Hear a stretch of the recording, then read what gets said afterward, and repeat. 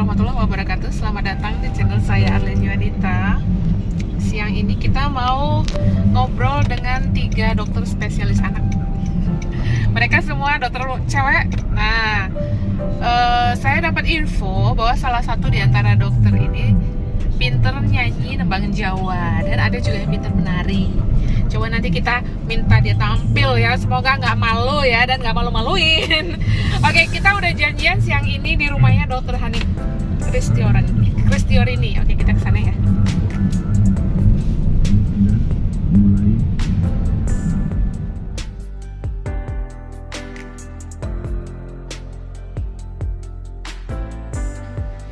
Assalamualaikum warahmatullahi wabarakatuh. Saya sudah di rumah Dr.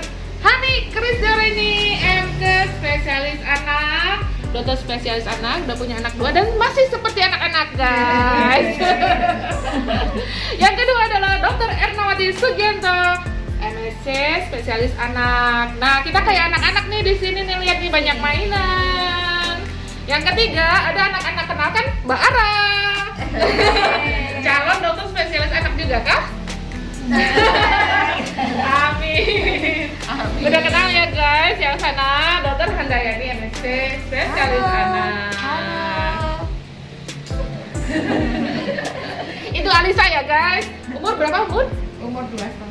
2,5 tahun. Besok mau jadi dokter spesialis anak juga? Mau? Mau? Wah. Mau jadi dokter. Oke guys, siang ini temanya adalah ngobrol bincang dengan dokter spesialis anak. Nah, saya dapat gosipan tuh ada yang pintar nari dan pintar nyanyi Jawa. Nanti kita buktiin ya.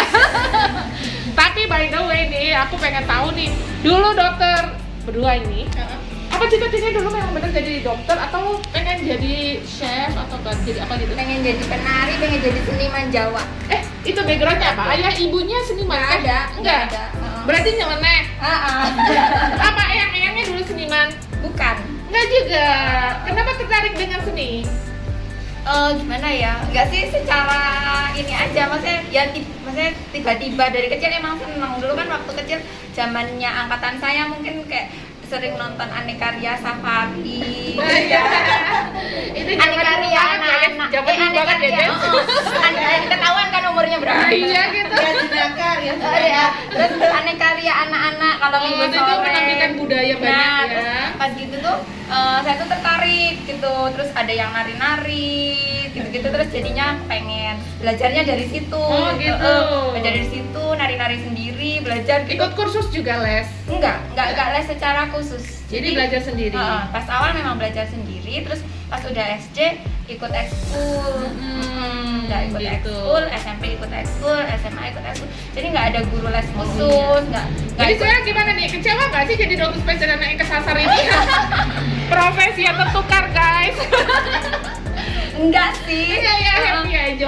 Happy aja sih. Dulu sih sempet lulus waktu SMA, terus udah bilang kan sama orang tua pengen masuk ke ISI gitu kan, yang gitu. jurusan seni tari gitu, tapi nggak boleh. Terus akhirnya saya mikir apa ya, terus sempat mampir kuliah di jurusan lain, ternyata nggak seret. Terus akhirnya masuk kedokteran, terdaftarlah di kedokteran, dan saya merasa inilah dunia saya.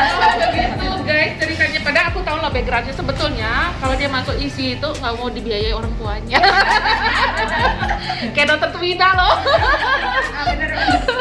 Ya udah, itu cita-cita dengan, tapi sekarang masih punya passion di seni juga ya? Masih suka ya? Ya cuman apa sih, nyanyi sendiri. Terus suka kalau olahraga gitu, paling saya nyari musik-musik yang ada kayak Jawa-Jawanya buat gerak-gerak gitu. Oh gitu. Terima itu panggilan sinden nggak kalau panggilan? Wah, tarifnya mahal guys, nggak sanggup bayar. Oke. Kalau dokter Ena gimana?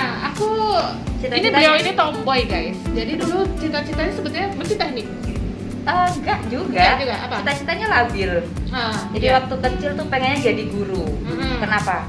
Karena guru favorit. Enggak, karena tuh guru keren banget kalau sekolah bawa koper.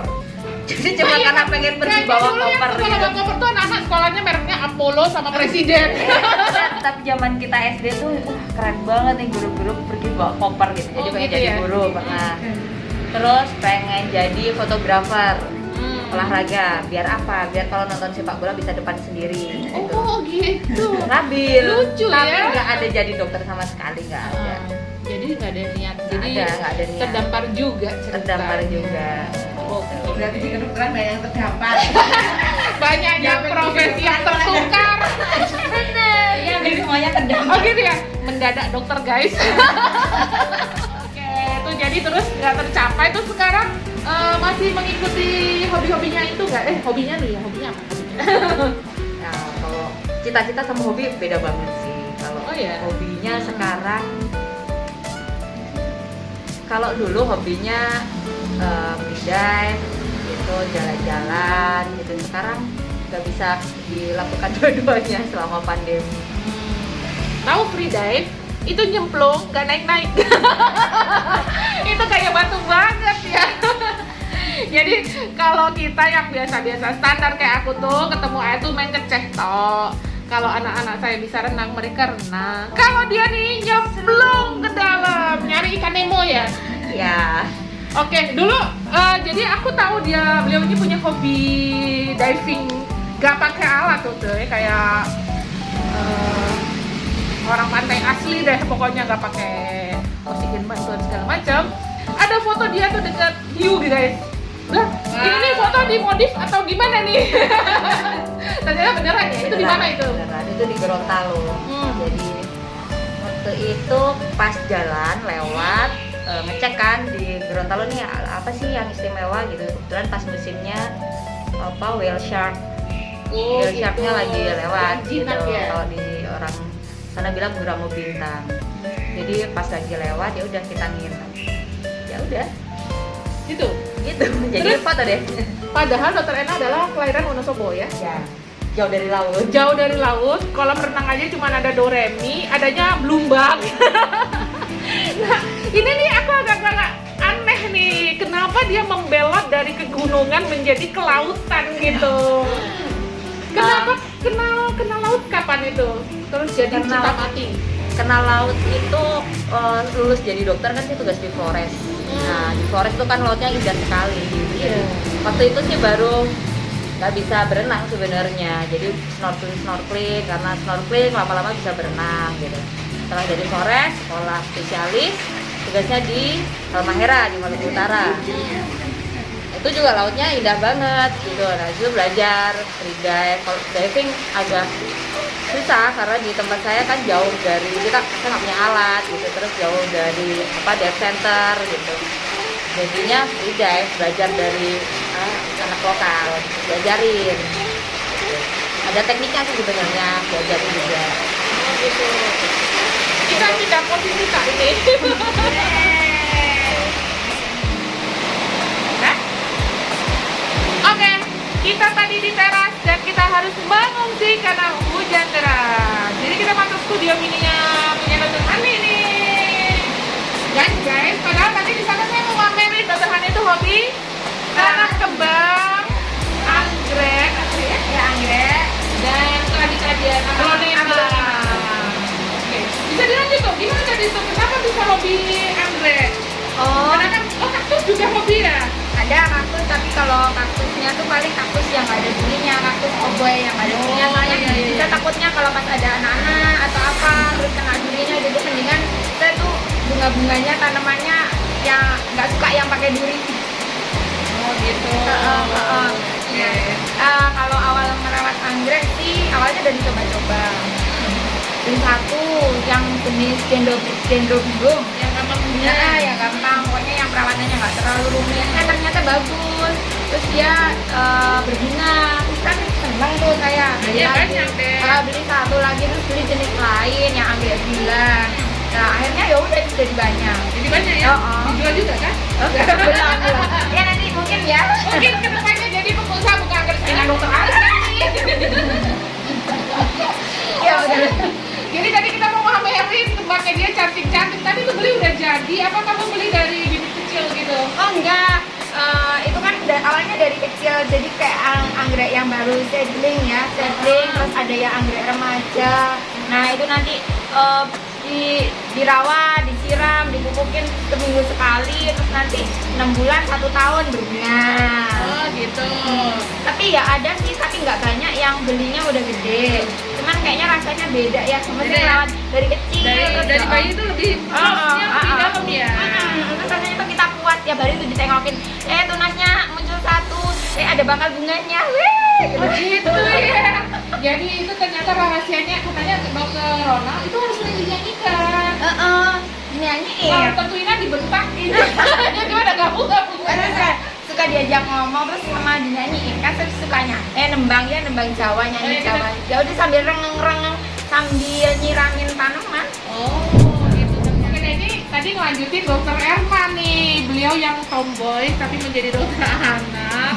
Ternyata hobinya free diving itu tuh hobi cowok sebetulnya. Juga sih. Enggak ya? Enggak. Berarti kelainan. Hobinya jalan-jalan sebenarnya. Jalan-jalan. kemana aja. Nah kenapa tadi kan sempat ditanya ya kenapa berkhianat nih dari daerah pegunungan ke Ke lautan. ke laut gitu. Karena saya nggak mampu mendaki jauh, nggak mampu gitu. Secara physically lelah gitu, nggak fun gitu buat saya. Saya cuma mendaki gunung 1 kali, gunung yang di Uang 1000, Gunung Maitara. Nggak seberapa tapi udah Di Flores. di Halmahera. Oh. Gitu. Jadi itu masuk. Itu tugas kenapa pindah-pindah itu gimana tuh ceritanya? Kan PT petualangan. atau waktu tugas Enggak, PPDS? pengabdian pas PPDS. Itu makanya Di sana- petualangan. Gitu ya. Kena malaria nggak di sana? Enggak, Alhamdulillah. alhamdulillah nggak pernah, Rata-rata yang masuk ke sana nggak pernah kena malaria di 2 tempat ini nggak pernah kena malaria. Ini masih ada mimpi ke depannya nih untuk free diving, pengen kemana lagi? Oh masih pengen kemana-mana ya. Kalau Misalnya ke Raja yang- Ampat. Raja Ampat udah. Oh, Kita camping malah di Raja Ampat, jadi seru banget. Cita-citanya camping di Raja Ampat. Jadi kita waktu itu sewa kapal sampai di sebuah pulau, kebetulan hujan badai yang mampir di Pulau Arborek namanya. Tujuannya mau ke Pianemu. Tapi terus karena badai mampir di situ. Nah, kita udah siap-siap nih dari rumah nih pengen camping. Akhirnya walaupun di situ lokasi resort, kita tetap camping di situ di pinggir laut. Seru. Jadi kan ada pengalaman nih udah camping di Raja Ampat. Pengalaman asik banget ya. Oh iya. Aku juga mau dong. Iya, pengen jalan-jalan tapi belum sampai Tapi nggak mau Paling disuap. berkesan paling berkesan ya di timur ya, di Halmahera, di Flores. Berkesan semua, beda-beda, bagus banget. Indonesia itu bagus banget gitu, cuma aksesnya aja yang mungkin membuat kita jadi jarang ke sana. Kalau cita-cita sih Ambonnya belum sampai, masih pengen ke daerah Ambon gitu. Jadi sebenarnya hobi itu dulu seiring sejalan dengan hobi kita sukanya main gitu, tapi karena ada tempat yang kita sering main gitu, dulu ada sebuah pulau kecil gitu, pulaunya kecil, dulunya tuh zaman dulu tuh penuh dengan tanaman, ada tanaman gitu. Terus pas kita main sampai sana, tumbuhannya udah nggak ada sama sekali. Kita lihat terumbu di situ juga udah pada rusak gitu. Nah, terus selama saya tugas di Halmahera nih, kita sama teman-teman lain berusaha menanami lagi pulau itu ya, namanya amatir. Kita coba nanam bakau. Kebetulan waktu itu ada gelombang tinggi karena apa ya? Karena banyak fenomena alam, gerhana bulan atau apa yang bikin gelombangnya tempat tinggi banget. Ya, bapak yang udah kita tanam, jadi kita tanam lagi dari sana, dari tempat mana jauh gitu, kita ngambil bibit, bawa ke situ gitu. Kita 4 jam kita naik kapal dari tempat saya, tapi senang gitu, tiap minggu kita ke sana.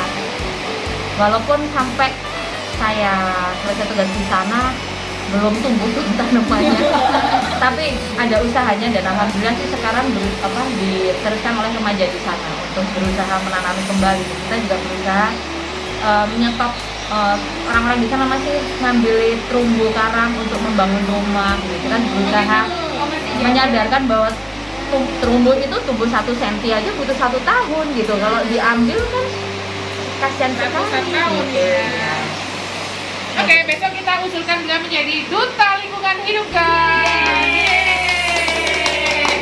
Jadi ngomong-ngomong, waktu akhirnya cita-cita waktu kecil tidak kesampaian, mungkin juga ditolak orang tuanya, kemudian terdapat menjadi dokter. Nah, setelah menjadi dokter, kenapa sih ngambil dokter anak? Karena saya kecil, jadi kalau jadi dokter anak, bayangannya pasiennya lebih kecil dari saya. Gitu. Padahal sekarang enggak ya, Anak zaman sekarang gede-gede. Jadi ibu-ibu ingat, perhatikan nutrisi, jangan sampai stunting sayang kami. Iya, saya juga kecil. Guys, kalau ke dokter anak, oh anak ibu ini tidak di bawah garis merah. Ini contohnya ini Contohnya ini. Nanti dulu maminya dimarahin terus sama dokter anak, ibu anaknya dikasih makan apa gitu ya. Kok kecil terus, gak Terus gede-gede. sampai sekarang gitu. Hani ini kalau nyari baju susah guys di tempat orang dewasa. Iya. Bukan anak-anak ya? Tempat anak-anak, bajunya seukuran anak saya yang SMP tuh. Gitu. Kalau dokter Hani kenapa jadi ambil anak? Sama juga. Enggak, panjang ceritanya. Dulu waktu koas, saya tuh udah bercita-cita pengen ngambil internal. Pengen jadi dokter penyakit dalam. Karena ilmunya luas dan dalam. Banyak kalau dokter tinggi ya. Nah, terus udah gitu pas udah lulus jadi dokter umum, terus kan sempet nyambi kerja di skincare. Berubah lagi, pengen jadi dokter kulit. Udah pas itu beneran nih, saya udah serius mau jadi dokter kulit. Terus tapinya, pokoknya kan waktu itu suami udah sekolah duluan, ngambil PPDS di Solo. Jadi kalaupun saya harus sekolah, harus di Solo, yang satu kota. Ternyata tahun 2006, 2007, saya tunggu sampai 2007 kulitnya belum buka. Hanya buka anak. Nah, terus akhirnya saya mikir lagi, apa ya? Karena juga sudah punya anak, mending saya ambil anak aja. Oh gitu, jadi dokternya kesasar, dokter anaknya kesasar juga guys. Saya tahu nih pengalaman menarik waktu dokter umum. Dokter umum dulu di mana tuh guys? Flores. Flores itu ada pengalaman yang paling unik atau mengerikan atau menyedihkan atau menyenangkan? Bisa di-share? Jadi saya dokter di tempat yang sangat terpencil.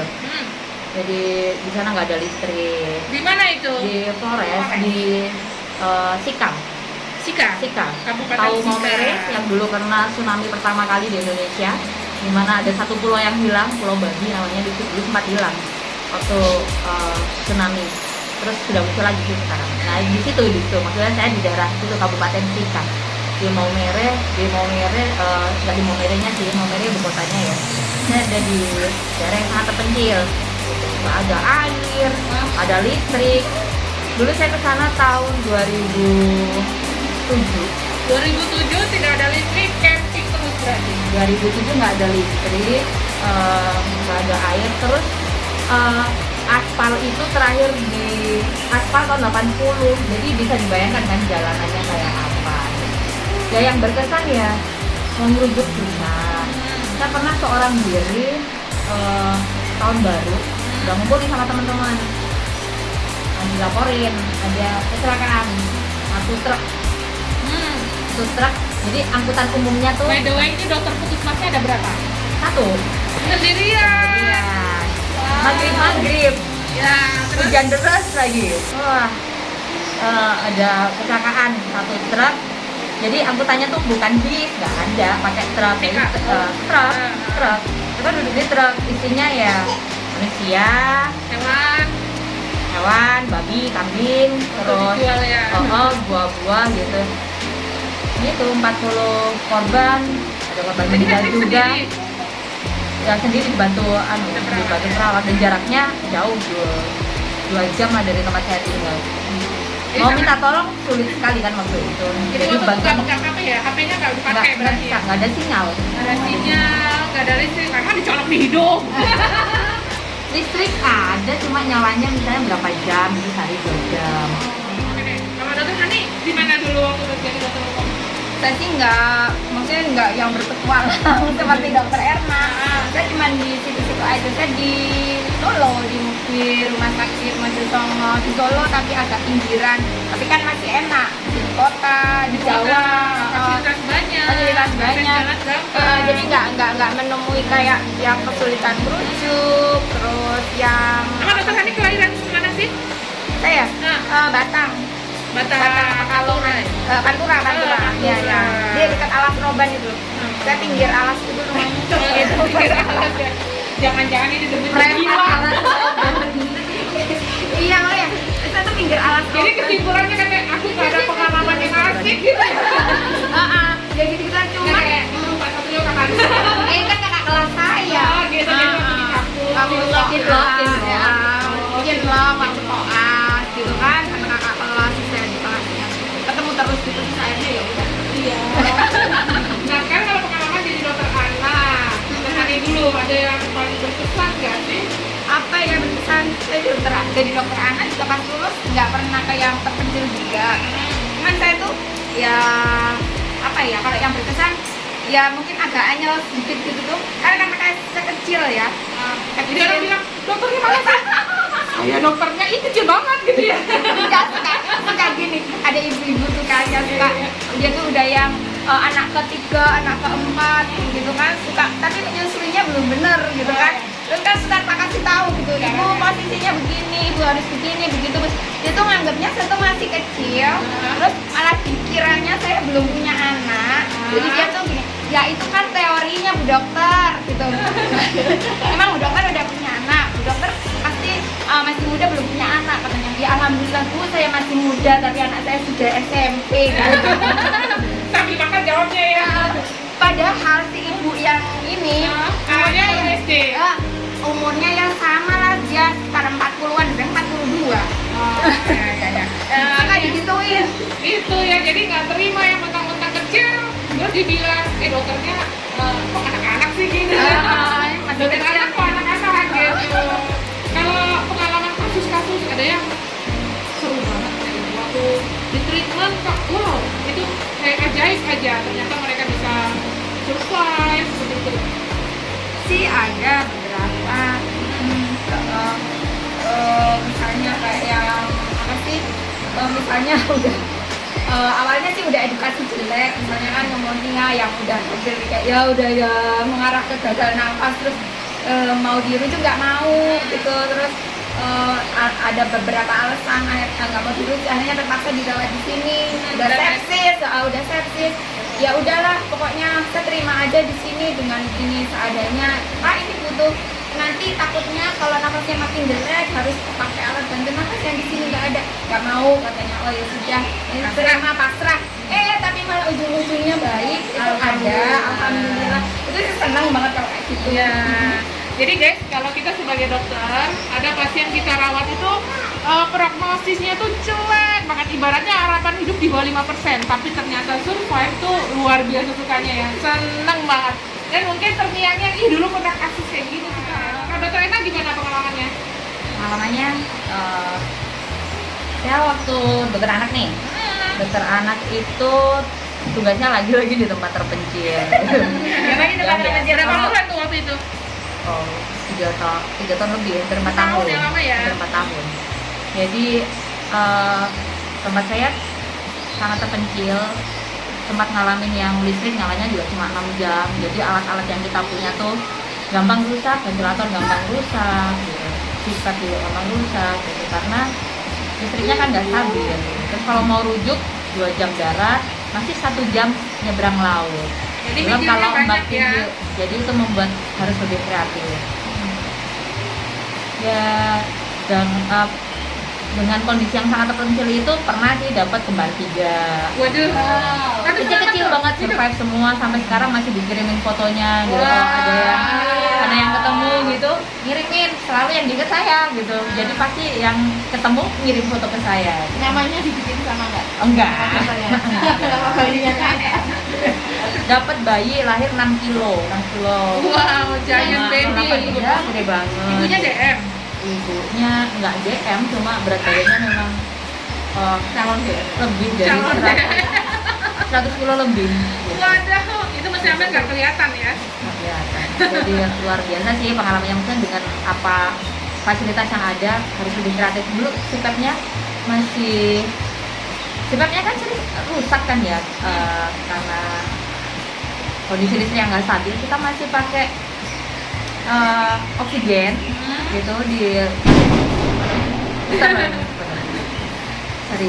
Jadi oksigen dimasukin ke botol aqua yang diisi air gitu. Nah, nanti ada inputnya, ada outputnya. Itu super sederhana. Modifikasi gitu Modifikasi ya. kayak dipakai. Jadi kreatif ya. Ya, jadi kreatif dan itu ternyata menolong banyak pasien saya di pedalaman. Jadi karena mau merujuk susah, nggak Biaya juga mahal. Biaya mahal, Di jalan gitu. nggak janji masih hidup ya. betul di jalan nggak stabil. Misalnya pasiennya, kita harus mikir ya, pasiennya itu kan free dengan BPJS misalnya ditanggung, tapi biaya hidup keluarga Selama di sana. di sana kalau nggak punya keluarga, nah itu apa? Jadi pemikiran lah, pemikiran baik. Jadi lebih kreatif sih.